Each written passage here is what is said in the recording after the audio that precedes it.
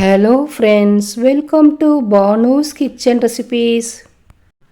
இன்றைக்கி நம்ம ரம்லான் ப்ரிப்பரேஷன் தான் செய்கிறத பார்க்க போகிறோம்.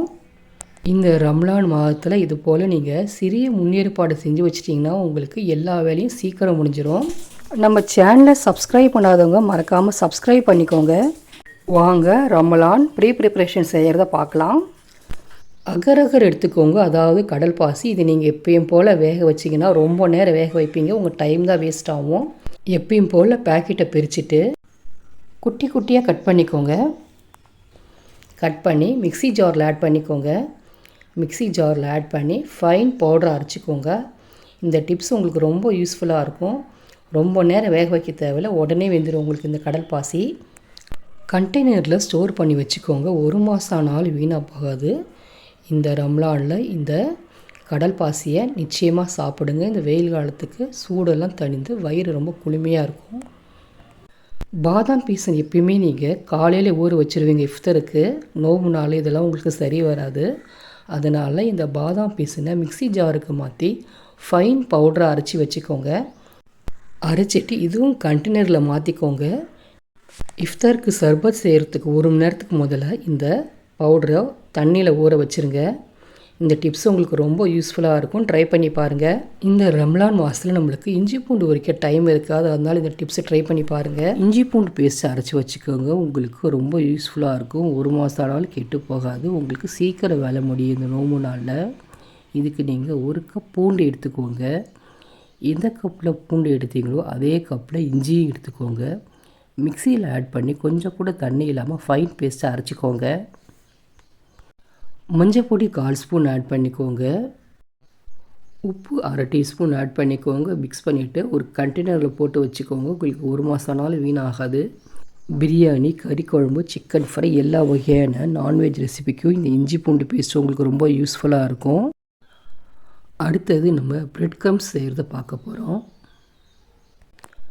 பிரெட் க்ரம்ஸ் செஞ்சு வச்சுக்கோங்க. எல்லா வகையான ஸ்நாக்ஸ் ரெசிபிக்கும் உங்களுக்கு ரொம்ப யூஸ்ஃபுல்லாக இருக்கும்.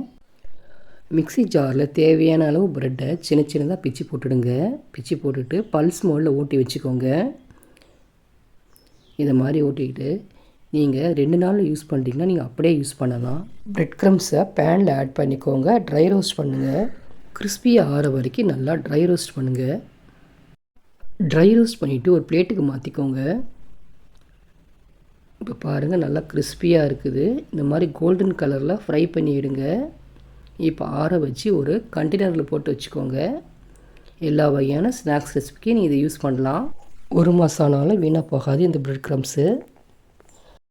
டொமேட்டோ சாஸ் எப்படி வீட்டில் ஈஸியாக செய்கிறது பார்க்கலாம் வாங்க. தக்காளி 1/2 கிலோ எடுத்துக்கோங்க. சுத்தமாக கழுவிட்டு சின்ன சின்ன பீஸாக கட் பண்ணி வச்சுக்கோங்க. பேனில் ஆட் பண்ணிக்கோங்க. பேனில் ஆட் பண்ணிவிட்டு 5 பல் பூண்டு ஆட் பண்ணிக்கோங்க. காய்ந்த மிளகாய் 1 இல்லை 2 சேர்த்துக்கோங்க. பீட்ரூட் துண்டுகள் 4 ஆட் பண்ணிக்கோங்க. இதை அப்படியே லிட் போட்டு மூடி தக்காளி நல்லா சாஃப்டாக வேக வைங்க. தக்காளி நல்லா சாஃப்டாக வெந்த பிறகு ஆற வச்சு மிக்ஸி ஜாருக்கு மாற்றிக்கோங்க. ஃபைன் பேஸ்ட்டாக அரைச்சிக்கோங்க. டொமேட்டோ பூரி இது மாதிரி நல்லா வடிகாட்டிக்கோங்க. அப்போ தான் உங்களுக்கு ஸ்மூத் பேஸ்ட்டாக வரும். இப்போ இதை பேனில் ஆட் பண்ணிக்கோங்க. டொமேட்டோ பூரியை ஆட் பண்ணிவிட்டு கொதிக்க விடுங்க. 1/4 ஸ்பூன் உப்பு ஆட் பண்ணிக்கோங்க. நாட்டு சர்க்கரை இல்லை சர்க்கரை 3 டீஸ்பூன் ஆட் பண்ணிக்கோங்க. வெல்லம் கரைஞ்சி இலகி வரும் டொமேட்டோ சாஸு. இது ஒரு 2 நிமிஷம் நல்லா கொதிக்க விடுங்க. 2 நிமிஷத்துக்கு பிறகு வினிகர் 1 டீஸ்பூன் ஆட் பண்ணிக்கோங்க. டொமேட்டோ சாஸ் கன்சிஸ்டன்சி வர வரைக்கும் நல்லா கொதிக்க விடுங்க. இப்போ ஒரு பிளேட்டில் 1 ஸ்பூன் எடுத்து இதை மாதிரி டெஸ்ட் பண்ணி பாருங்கள். இது மாதிரி ஃப்ளோ ஆச்சுன்னா கரெக்டான கன்சிஸ்டன்சி. டொமேட்டோ சாஸ் ரெடி ஆகிடுச்சு. இதுவும் ஒரு கண்டெய்னரில் ஆட் பண்ணி வச்சுக்கோங்க. 1 மாதம் நாள் வீணாக போகாது. கரம் மசாலா எப்படி அரைக்கிறதுன்னு பார்க்கலாம் வாங்க.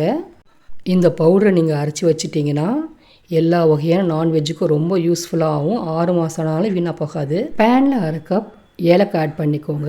1/2 கப் பட்டை ஆட் பண்ணிக்கோங்க. 1/2 கப் கிராம்பு ஆட் பண்ணிக்கோங்க. ஸ்டார் அனஸ் 2 ஆட் பண்ணிக்கோங்க.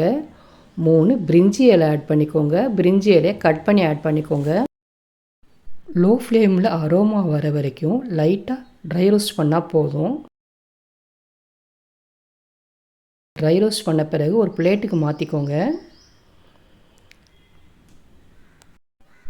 ஆற வச்சு மிக்ஸி ஜாருக்கு மாற்றிக்கோங்க. மாற்றிட்டு ஃபைன் பவுடரை அரைச்சி வச்சுக்கோங்க. அரைச்ச கரம் மசாலா ஒரு ஏர்டைட் கண்டெய்னரில் ஆட் பண்ணி ஸ்டோர் பண்ணிக்கோங்க. ரமலான் ப்ரீ ப்ரிப்பரேஷன் உங்களுக்கு பிடிச்சிருந்தா லைக் பண்ணுங்கள், ஷேர் பண்ணுங்கள், கமெண்ட் பண்ணுங்கள். எங்கள் சேனலை சப்போர்ட் பண்ணி சப்ஸ்கிரைப் பண்ண மறந்துடாதீங்க. இது போல் அடுத்த வீடியோவில் உங்களை அனைவரும் பார்க்கலாம் ஃப்ரெண்ட்ஸ். பாய்.